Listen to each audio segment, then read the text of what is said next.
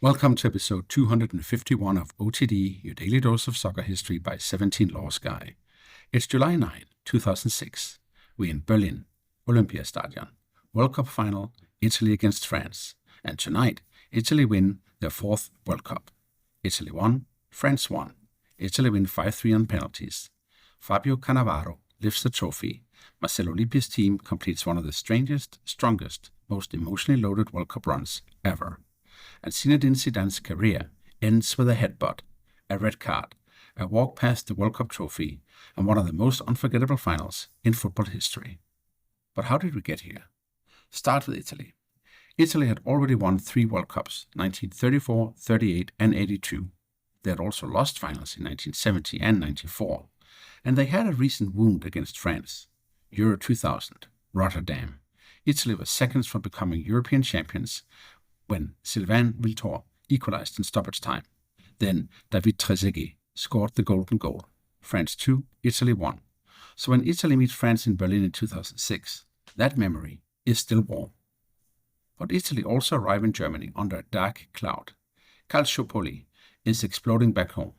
Wiretaps, referee appointments, Juventus, Milan, Fiorentina, Lazio. Italian football's institutions are under investigation while the national team is trying to win the World Cup. That could have destroyed the squad. Instead, Lippi turns it into insulation. The outside world is chaos. Inside the camp, Italy become a group. Buffon, Cannavaro, Nesta until he's injured, Materazzi, who steps in, Zambrotta, Grosso, Gattuso, Pirlo, Totti, still recovering from a broken ankle, Toni, Gilardino, Del Piero, Inzaghi, and Iaquinta.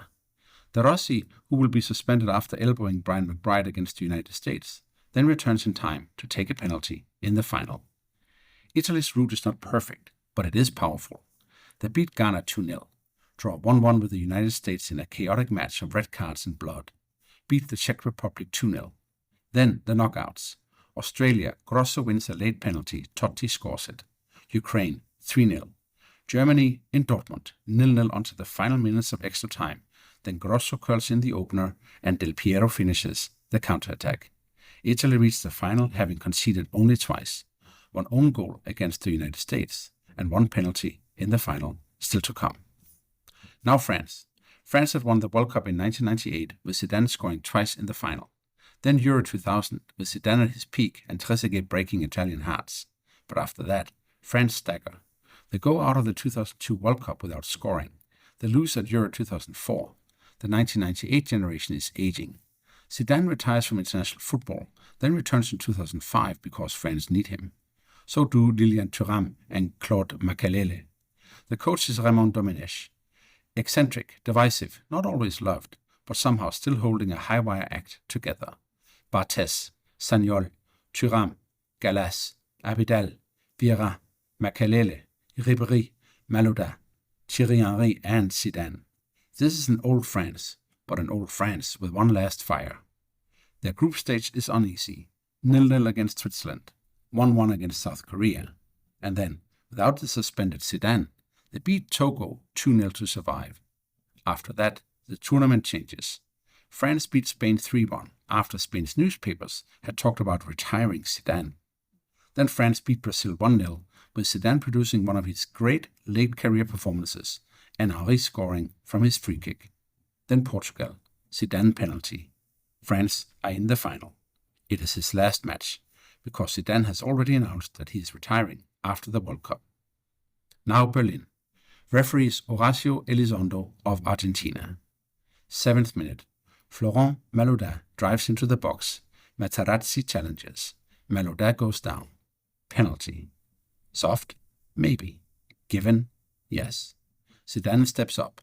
And in a World Cup final, in his final professional match, he chips it. A Panenka. The ball hits the underside of the crossbar, drops down, crosses the line, and comes out. France 1, Italy 0.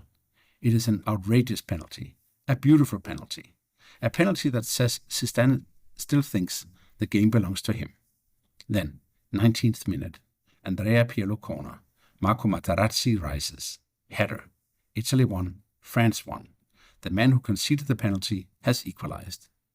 Italy is stronger for much of the first half, Luca Toni hits the bar with a header from another Pirlo corner. France are stretched. But after halftime, the game tilts. France improve. Vieira goes off injured, but France still push. Toni has a goal disallowed for offside. Then extra time. 104th minute. Willy Sagnol crosses. Zidane rises. Header. Buffon reacts and tips it over.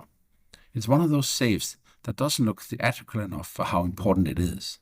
If that goes in, Zidane's last act is a World Cup winning header. Instead, 5 minutes later, history turns. Zidane and Materazzi are walking upfield. Materazzi tugs Zidane's shirt. Words are exchanged. The exact words become a legal, media and cultural argument afterward. Materazzi denied some of the worst reported versions. Zidane later said the insults involved his family. Materazzi admitted insulting Zidane's sister. What matters in the moment is this. Zidane stops, turns, lowers his head and drives it into Materazzi's chest. Materazzi falls.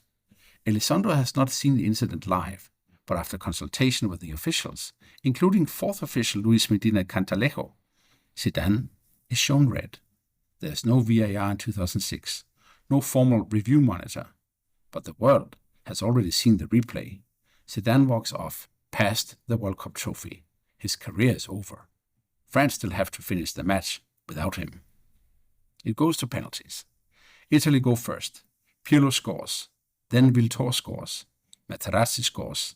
Then Trezeguet, the man who scored the golden goal against Italy in Euro 2000. He hits the crossbar. The ball comes down, but this time it doesn't cross the line. Italy lead. De Rossi scores. Abidal scores. Del Piero scores. Sagnol scores. Now Grosso, the man who scored against Germany, the man who won the penalty against Australia.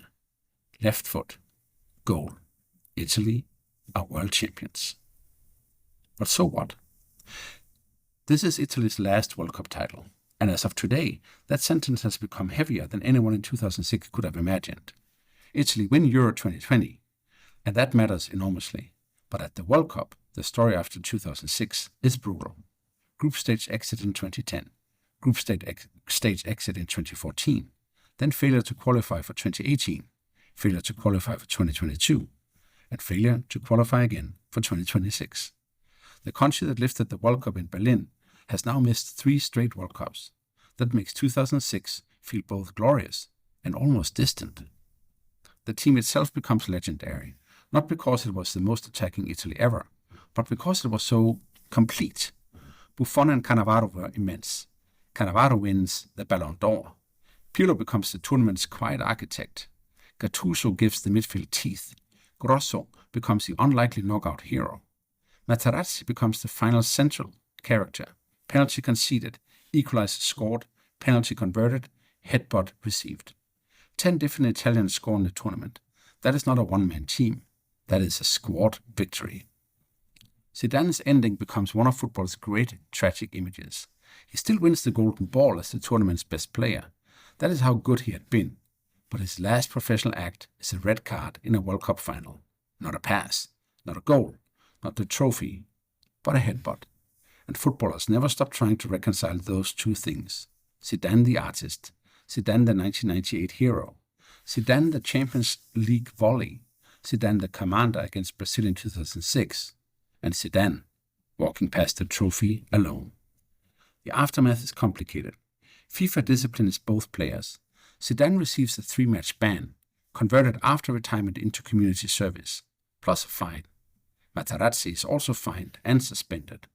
Later, the two men move toward a kind of peace, at least publicly, but the image is permanent. And that is why this final endures.